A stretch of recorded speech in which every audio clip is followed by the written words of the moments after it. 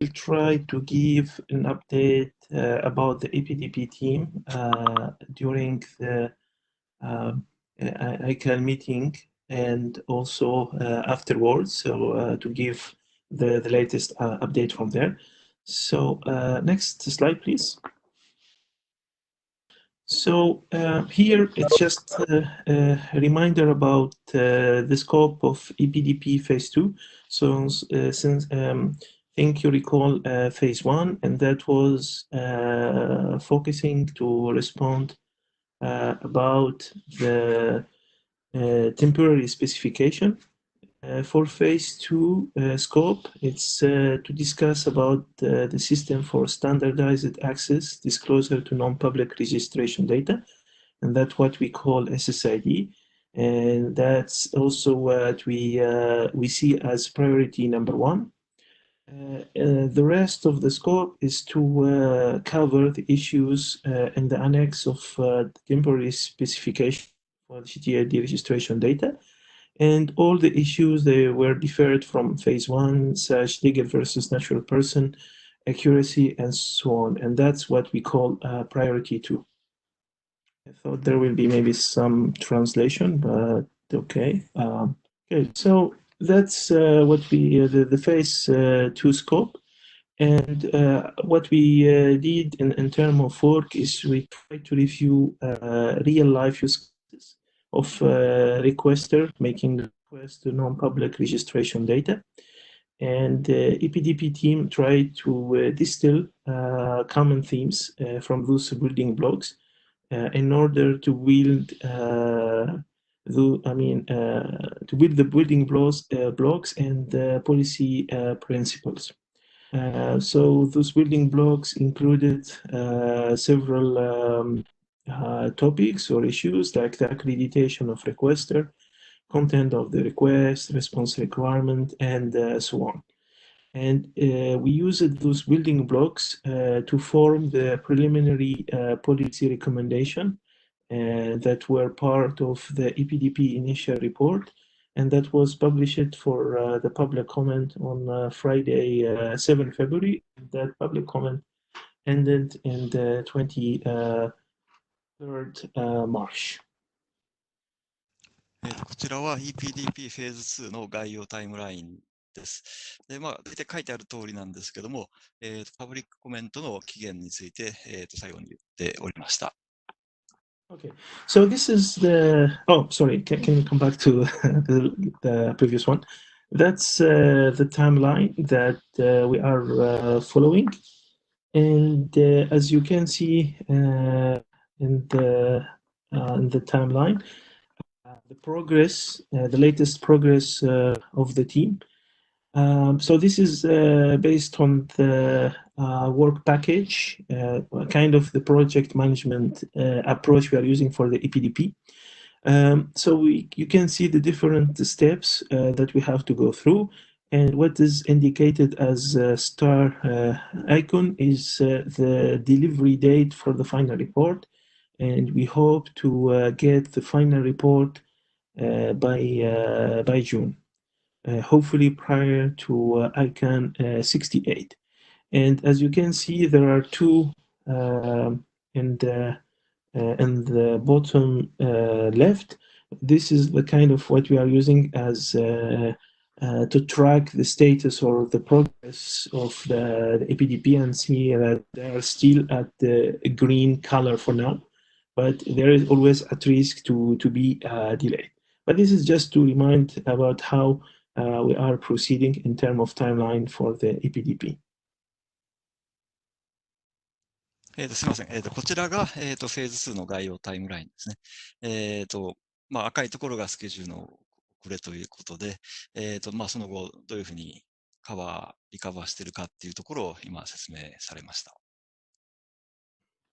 So, with regard to the Icann 67 itself, I think you are aware about all the changes related to have a virtual meeting.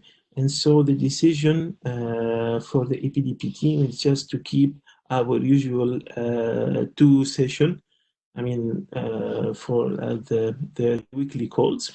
And so we had meetings in Tuesday and Thursday during that virtual meeting. Since at that time we had public comment ongoing, we worked on the deliberation for priority 2 topics. And as you can see, the priority 2 topics, it's a list of different issues, such the Whois accuracy, revising the purpose 2, which is coming from phase 1, the automation, and so on. And also we worked on to draft response to question we got from Icann.org, and that's related to the cost estimation for the SSID. Icann67 で開催された会議は、ここに書いてある2回、2セッションとなりました。で、パブリックコメントが、進行中だったということで、フェーズ1からの、様々なトピックについてということになります。で、質問に対する、返答案も検討されました。So we also worked on this list of topic. So we could agree at the time regarding a draft recommendation for the feasibility of unique contacts to have a uniform anonymized email address, and also regarding the city field reduction. We also revised the purpose 2 based on the guidance or the letter that came from the Icann board. We also spent time to discuss about automation use cases, and we asked the legal committee to consider how to ask the outside counsel for further guidance. So maybe to highlight here, the automation is quite contentious topic, and it's kind of important for the requester, while, for example, the contracted party more reservation about the full automation. So that's why we spend time to discuss about the different use cases here. On the other hand, we also discussed about the potential octo purpose, so we didn't have before, and we try to see if it's really needed. And one priority 2 issue that kind of raised a lot of question is regarding the accuracy of registration data, and for that we had, and in fact myself, to go back to the GNSO Council to ask guidance if this is a topic within or not of the scope of EPDP. EPDP チームは、匿名化された、標準化されたメールアドレスを持つ、ユニークな連絡先の実現可能性と項目の改定、これら両方について韓国側に合意。で、2番目の土地が Icann 理事会からは、改定されたパーパス2のガイダンスを受領した後、さらに議論する。で、3番目が、自動化のユースケースについて広範囲に議論。提案されているユースケースについて、リスクと責任のところに関して、外部の弁護士にさらなるガイダンスを求めることを検討。で、EPDP チームは、Icann オフィス、CTO の意図の議論で、事務局からの質問に対する回答案。で、コスト見積もりの、前提議論のサブチームを設置したということです。で、議長は、GNSO 評議会からの、正確性の課題とか、これらが範囲内にあるかどうかっていうことについてガイダンスを求めたということです。Okay, next slide, please. It will be the last one, and this is more an update of what happened since Icann 67 until now. So, as I said before, we had the public comment, but the initial report recommendation were only about the SSID. And so we had an addendum to the phase 2 initial report, and it was related to priority 2 topics. And it was published in the 26th of March, and the public comment is going on till the 3rd of May. So here we put all our recommendation, draft recommendation for priority 2 topics.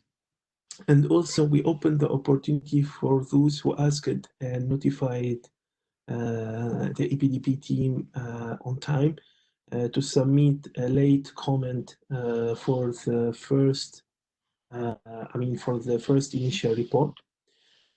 We are already reviewing all the public comments from the initial report. And so the challenge for us is in how to include any new summation. But it will be mostly for few groups who are involved in the EPDP team. And so they can inform us anytime about their position. So for now, we are focusing on the reviewing of the public comment to see if there is anything new that we should consider and deliberate about, and to make any amendments to the recommendation, and then to on the priority to public comment in order to get the final report by June. Icann 67以降の最新情報ということですけども、3月26日に、フェーズ2の初回報告書の、ホイが公開されています。その後に、詳細な項目が列挙されております。で、2番目に、当初の締め切りまでにパブコメを提供できなかったメンバーは、5月3日の締め切りまでに、初回の報告書に対するフィードバックを提供するよう要請がされました。で、EPDP チームは、受け取ったコメントのレビューを監視していて、勧告の修正が必要か、ということを評価をするということになっております。Yes, so just to finish here, so we, as again, as said, we are working on the reviewing the public comment. There were like some concern about if we can finish the work by the timeline, since also the chair of the EPDP and Scarpanis cannot continue beyond 13th of June. So the focus is to get the SSID recommendation done, and the GNSO Council probably will discuss how to handle some of the topics from priority to there. I think 2 or 3 topics that are likely, and it's hard maybe for the team to reach consensus, which is regarding the accuracy, and that was already by GNSO Council guidance decoupled from the work of the and also the issues of real versus natural. So we are trying to finish our work, but this is kind of the challenge we have. And in addition to the situation of the COVID-19, that it was the concern was expressed by some groups like the GAC. And I think with that, I will finish my presentation. Thanks. 最後のスライドは、あまり、リンクだけですけれども、タイムライン通りに完了できないんじゃないかという懸念があると。で、チェアはですね、6月以降は、継続できないということで、GNSO 評議会は、これらをどうするかということについて、検討しているということですね。プライオリティ2番目のトピックスをどうするかということについても検討中と。で、この EPDP チームは、コンセンサスに至りまして、そのガイダンスについては、切り離すということです。で、これらの、ちょっと問題っていうことについては、逆などから、懸念が表明されているという状況でございます。以上です。